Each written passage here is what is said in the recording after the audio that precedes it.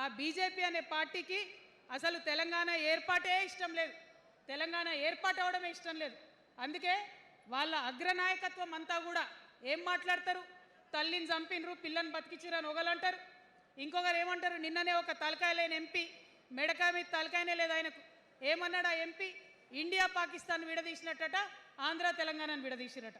మరి వాళ్ళ అగ్రనాయకత్వం ఇన్ని మాటలు అంటుంటే మన ప్రాంతంలో ఉన్నటువంటి భారతీయ జనతా పార్టీ బానిస ఎంపీలు ఎవరైతే ఉన్నారో ఒక్క మాట కూడా వాళ్ళు మాట్లాడరు.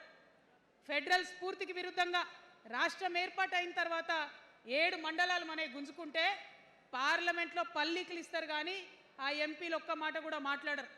మనకు 8 రూపాయలు ఇవ్వకపోతే ఆ ఎంపీలు ఒక్క మాట మాట్లాడరు. విభజన హామీలు ఇవ్వకపోతే ఆ బీజేపీ బానిస ఎంపీలు ఒక్క మాట కూడా మాట్లాడరు.